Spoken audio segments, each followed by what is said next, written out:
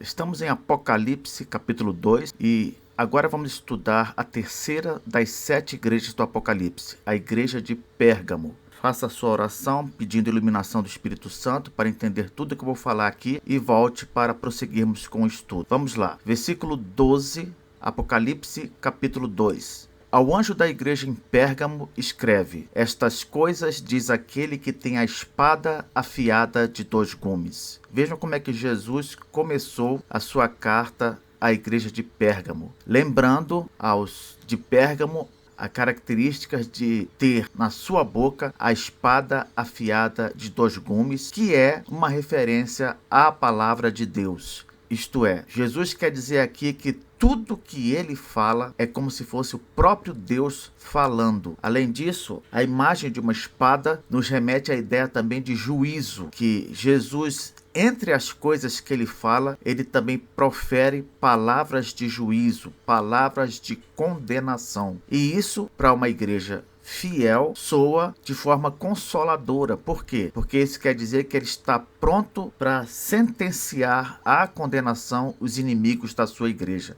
Nós já sabemos que as cartas às 7 igrejas, elas eram sempre endereçadas aos pastores dessas igrejas. Por isso que aqui Jesus começa falando ao anjo da igreja, porque a palavra anjo, como eu venho explicando, ela primariamente significa mensageiro, e o mensageiro, o pregador por excelência de cada igreja, é o seu pastor. O que nós devemos saber basicamente sobre Pérgamo, essa cidade, antes de começarmos a nossa análise aqui do trecho referente a ela? Primeiro que Pérgamo hoje não se chama mais Pérgamo. O nome hoje é Bergama e está localizada na atual Turquia. Antigamente, na época do apóstolo João, ela ficava na província da Ásia, que estava localizada na região da Ásia Menor, atual Turquia. Então, se você quiser viajar para lá, vai ter que procurar por Bergama e não por Pérgamo. Vamos lá, algumas características interessantes aqui. Primeiro, Pérgamo era o centro do culto ao imperador romano, lá na província romana da Ásia. Ela era o lugar principal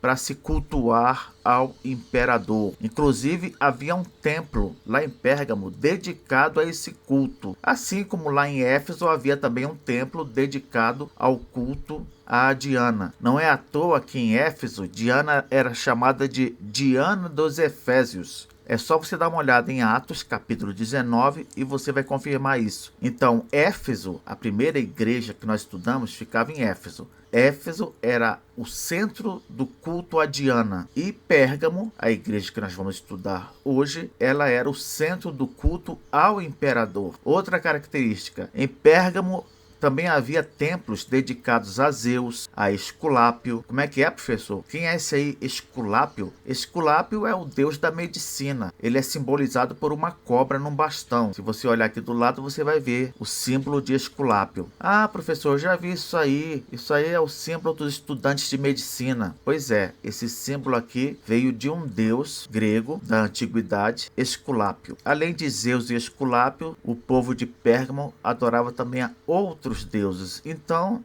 era uma cidade politeísta. Ela adorava principalmente ao imperador, mas adorava também a Zeus, Esculápio e outros. Mais uma característica, era lá em Pérgamo que ficava a segunda maior biblioteca do mundo, com 200 mil volumes. Ela só perdia para a biblioteca de Alexandria, que ficava no Egito. A biblioteca de Alexandria tinha entre 500 e 700 mil volumes. Por fim, foi lá em Pérgamo que surgiu o pergaminho. Professor, o que é o pergaminho? Pergaminho era um material feito de pele de animais para se escrever. Então, os manuscritos que nós mencionamos, normalmente quando a gente estuda a Bíblia, os manuscritos antigos, ou eles eram feitos em pergaminho ou eles eram feitos em papiro. A diferença é que o pergaminho, o material do pergaminho era pele de animal, e o material do papiro, um material mais frágil, era uma planta que crescia no rio Nilo, no Egito. Então, o papiro era feito de uma planta. E foi daí que veio esse nome papiro, porque é o nome da planta. Onde é que fica Pérgamo no mapa? Bom, aqui nós vamos ter que primeiro ir para um mapa atual, para a gente se localizar. Então, temos aqui o Brasil. A gente sai aqui do Brasil, atravessa o Oceano Atlântico e chega até o Mar Mediterrâneo, que fica entre a Europa e o continente africano. Chegando no Mar Mediterrâneo, agora a gente pode ir para o mapa da época de João. Chegando no Mar Mediterrâneo, aí a gente segue para a direita do mapa, segue reto, até chegar à província romana da Judéia, onde ficava Jerusalém. Estando aqui nesse mapa, dá para se localizar melhor em relação ao lugar onde ficava Pérgamo. Então, nós temos aqui a região da Ásia Menor, essa região aqui, a região da Ásia Menor, e dentro da região da Ásia Menor ficava a província romana da Ásia, essa aqui, e dentro da província romana da Ásia ficavam as 7 igrejas do Apocalipse. Nós já vimos aqui a igreja de Éfeso, vimos a igreja de Esmirna e agora vamos ver a respeito da igreja de Pérgamo. Professor, e onde ficava mesmo a ilha onde João estava preso, de onde ele mandou o Apocalipse para as 7 igrejas? Ora, a ilha ficava bem aqui ao lado. A ilha de Patmos. Foi de lá que João mandou o Apocalipse para essas 7 igrejas. Então vamos lá, continuemos aqui. Como era a cidade na época do apóstolo João? Nós só temos